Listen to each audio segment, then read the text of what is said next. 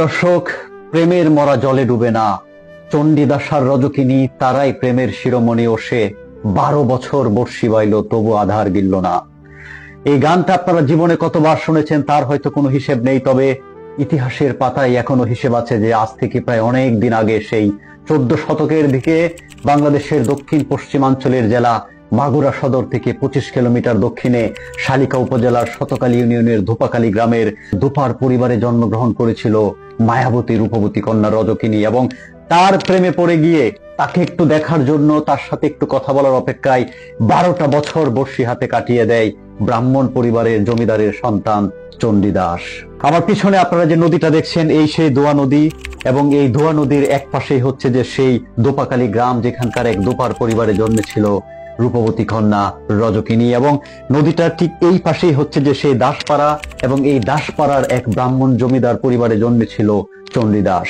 এবং এই ধূপাকালী গ্রামের পাশের এই সেই জায়গা, বলা হয় যে এই ঘাটেই রজকিনী প্রতিদিন আসতো কাপড় ধোয়ার জন্য। কারণ রজকিনীর পরিবার ছিল অত্যন্ত হতদরিদ্র, তার বাবা ছিল অসুস্থ, ফলে মানুষের কাপড় ধুয়ে অর্থাৎ দুপার কাজ করে রজকিনীকে তার পরিবারের দায়িত্ব নিতে হতো, তার পরিবারের সামলাতে হতো। এবং রজকিনী যখন এই ঘাটে কাপড় ধুইতে আসতো, তাকে একটু দেখার জন্য, তার সাথে যদি একটু কথা বলা যায়, সেই আশায়, সেই প্রতীক্ষায় বর্ষি নিয়ে ঠিক নদীর এই পারে দাসপাড়ার কাছের এই যে ঘাট, সেই ঘাটে বসে থাকতো হচ্ছে চণ্ডীদাস। এখন অবশ্য নদীটা দেখে বোঝার উপায় নেই, একসময় এখান দিয়েও খলখল করে পানি ছুটে যেত, এবং সেই নদীর খলখল ধ্বনি এবং রজকিনীর সেই হাসি সবকিছু মিলিয়ে এক উত্তাল জোয়ার সৃষ্টি করত চণ্ডীদাসের হৃদয়ে, চণ্ডীদাসের অন্তরে। তবে চণ্ডীদাস বর্ষি নিয়ে যতই বসে থাকুক, দিনের পর দিন, মাসের পর মাস, বছরের পর বছর, মাছ কিন্তু ধরা দিচ্ছিল না। কিন্তু চণ্ডীদাস সেই প্রতীক্ষা, সেই অপেক্ষার অবসান ঘটায়নি। সে ধৈর্য ধরে বর্ষি হাতে বসে থাকতো এবং আর চোখে প্রতিদিন তাকিয়ে থাকতো সেই রজকিনীর দিকে, সে যখন ঘাটে কাপড় ধুতে আসতো। এভাবে 1 নয়, 2 নয়, 3 নয়, প্রায় 12টা বছর পর একদিন রজকিনী নদীর ওপার থেকে, ওই ঘাট থেকে জিজ্ঞেস করে চণ্ডীদাসকে, 12 বছর তো কেটে গেল, তোমার বর্ষিতে মাছ কি ধরলো? তখন চণ্ডীদাস হেসে জবাব দেয়, মাছ এখনো ধরেনি, তবে মনে হয় এই মাত্র ঠোকর দিল। অবশ্য সেই দিন থেকে আর বেশি দিন চণ্ডীদাসকে বর্ষি নিয়ে অপেক্ষা করতে হয়নি। মাছ একদিন ধরা দেয় এবং চণ্ডীদাস এবং রজকিনীর ভিতরে প্রেম হয়ে যায় সেই দীর্ঘ 12 বছর প্রতীক্ষার পর। তবে তারা খুব বেশি দিন লুকোচুরি করে টিকিয়ে রাখতে পারেনি তাদের প্রেমের কাহিনী, তাদের প্রেমের কথা।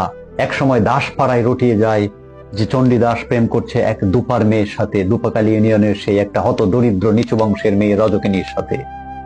এবং সেইখানেই শুরু হয় সমস্যা। সমস্ত ব্রাহ্মণ সমাজ খেপে যায়, এবং চণ্ডীদাসের বাবা, তিনি ছিলেন একটা ছোটখাটো জমিদার ওই এলাকার, এবং তিনি প্রচন্ডভাবে রেগে যান এবং চণ্ডীদাসকে শাসন করেন। এবং তিনি হুমকি দেন দুপাকালী গ্রামের মানুষ এবং রজকিনীর পরিবারকে যে যদি রজকিনী চণ্ডীদাসের জীবন থেকে সরে না যায়, তাহলে সে সেই দুপাকালী গ্রাম পুরোটা জ্বালিয়ে দিবে রাতের অন্ধকারে। ধনী দারিদ্রতা কিংবা উঁচু বংশ নিচু বংশ সবকিছুর খপ্পরে পড়ে যায় সেই দীর্ঘ 12 বছর বসে থেকে যে মাছ ঠুকর দিল চণ্ডীদাসের বর্ষিতে, সেই রজকিনীর সাথে একটু কথা বলতে গিয়ে, সেই রজকিনীর সাথে একটু প্রেম করতে গিয়ে। লোকমুখে শোনা যায় যে সেই হুমকি ধুমকি এবং ভয়ের কারণে রজকিনীর বাবা রজকিনীকে নিয়ে এক রাতের আধারে পালিয়ে যায় পার্শ্ববর্তী দেশ ভারতের বাঁকুড়া জেলার সাতনা গ্রামে। যেদিন রজকিনী পালিয়ে যায় বাবার হাত ধরে রাতের অন্ধকারে, সেদিনের পর থেকে অবশ্য চণ্ডীদাসের জীবনেও নেমে আসে বিভীষিকা।